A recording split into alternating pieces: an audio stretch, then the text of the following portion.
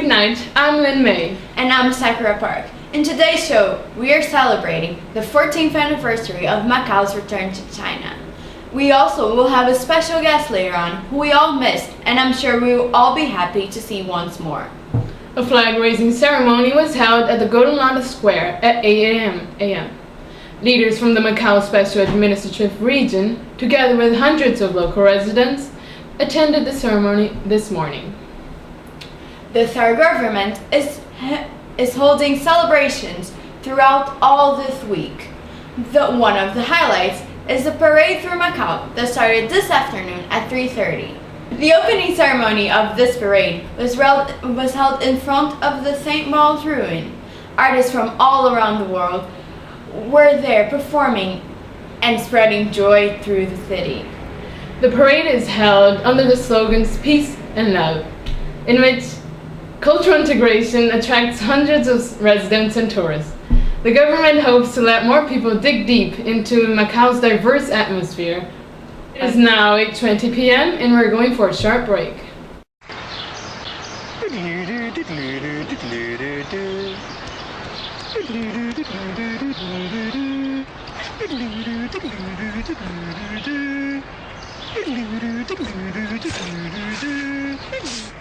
喂，你的。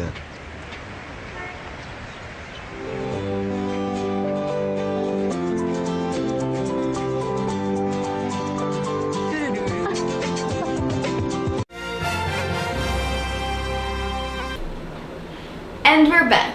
Macao was a Portuguese colony from 1557 up to 1999, first as a trading post and subsequently as a Portuguese territory, until its handover to China on December 20th, 1999. It was the last European territory in Asia. In the early 16th century, Portuguese used the region as a sending port, and when Chinese officials banned direct trade with Japan in 1547, Macao's Portuguese traders carried goods between the two countries. In 1557, after defeating pirates which raided the region, the Chinese agreed to a Portuguese settlement in the area but did not recognize Portuguese sovereignty over it. The first Portuguese governor was appointed to Macao in 1680, but the Chinese continued to assert their authority, collecting land and custom taxes. Portugal continued to pay rent to China until 1849. But when Portuguese declared Macao's independence, the Chinese government acknowledged the Portuguese right for perpetual occupation in 1887. The agreement, known as the Protocol of Lisbon, was signed with the condition that Portugal would never surrender Macao to the third party without Chinese permission.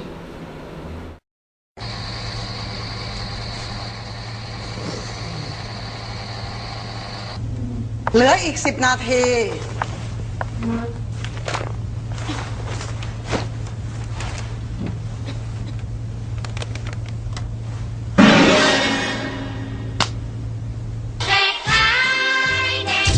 สักหนึ่งครั้งสะอาดชัวร์ Breeze Excel เท่านั้น When the Chinese communists came to power in 1949, they declared the Protocol of Lisbon to be invalid as an unequal treaty imposed by the foreigners on China. However, Beijing was not ready to settle the question, requesting maintenance of the status quo until a more appropriate time. Riots broke out in 1966 when pro-communist Chinese elements and the Macao police clashed. Through intervention by some Macao's leading patriotic Chinese men, an agreement was reached which met the protesters' demands and restored order under Portuguese administration. Portugal tried in 1966, after the riots, and again in 1974, following the decline of Salazar's dictatorship, to return Macao to Chinese sovereignty. However, China, still emerging from internal turmoil of the Cultural Revolution, declined to accept. Portugal and China established diplomatic relations in 1979. A year later, General Melo Edgu became the first governor of Macao to visit the People's Republic of China. The visit underscored both parties' interest in finding a mutually agreeable solution to Macao's status. In 1979, Portugal and China agreed to regard Macao Chinese territory and under temporary Portuguese administration. Handover negotiations in 1985, a year after UK and China reached agreement that Hong Kong would return to China in 1997. The result was a 1987 agreement returning Macao to Chinese sovereignty as a special administrative region of China on December 20th, 1999. And now to our special guest. As you know, we have the access to an incredible invention, that is the time machine, that was developed a couple of years ago. So today we have a very special guest. We are going back to December 1999 on the very day of the ceremony of Macao's return to China and talking to Minjin Tawanaka. As we know, Minjin Tawanaka, the famous director for the movie A Winter in the Clubhouse, unfortunately died in 2005 when the ship, the Mandarin, sank. Before we interview her, we will have a look at the short documentary that she did about the celebrations in December 1999, because she was there. Let's have a look.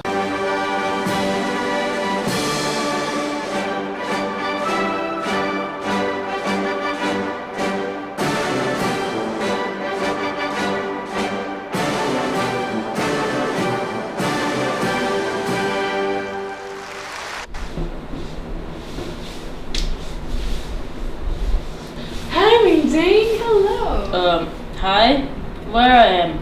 You are in the future. I know it is hard to understand, but you are 14 years later than the time you were just in. So I'm dreaming. Yeah, sure, you are doing it. Oh, okay. Now let's have a Okay. talk. So how did you feel when Macau returned to China? I was so excited that Macau returned to China because it just feels like a family reunion. Right. And could you tell us why you feel that way? Why is it a family reunion? Because there are so many traces of our culture that come from China rather than from Portugal. And we are closer to China, so it's hard to explain really, but it feels right to be a part of China. A lot of citizens feel that way, but you'll hear more of that in my documentary. That's wonderful. Can you describe the ceremony to us? Sure. They even began with a dragon and lion dances, followed by slideshow of historical events and features of Macau. In the final performance, we had like 422 children represent the 422 years that Macau belonged to Portugal. Mm-hmm. And there was a flag ceremony in the early morning. There should be one at midnight. Okay. So can you tell us something in the day that was very important to you, or I don't know, something that marked you or shocked you or something? Well, the whole day was amazing to me, but I was really worried about the weather because there were like rain clouds, and you see that I have like this raincoat. Do you believe it was gonna rain? Yeah, I believe it was going to rain and ruin the whole day, and because the ceremony was in open air, so it would be like. That would be a shame. Yeah, it would have been. Okay, so Macau is known worldwide for its casinos, cabarets, and you have talked about that in documentaries before, and so it's known as the Night City, which rakes the government. And so do you think that will change in any way with its return to China? Well, I believe Macau will change for the better. I feel that Portugal has forgotten about us, and I see a much brighter future for us with the Chinese government in charge, because they'll probably invest greatly in our development, and I see potential in the Macanese people. We're destined for greatness. Good. Okay, thank you so much for your cooperation, Minjin. You can resume to your activities now. Thank you so much. But how do I get back? You can go that way over there. Just go that way. Alright.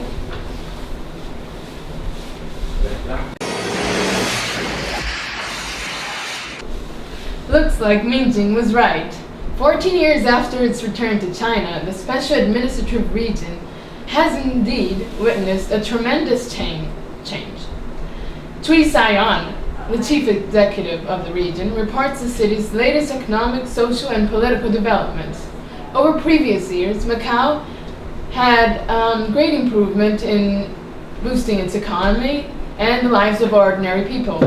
Macau's economy is largely reliant on tourism, especially its lucrative and glitzy casino resorts. The central government has urged the city to innovate and diversify its development path. Although Macau is a special administrative region of the People's Republic of China, its foreign relations and defense are the responsibility of China.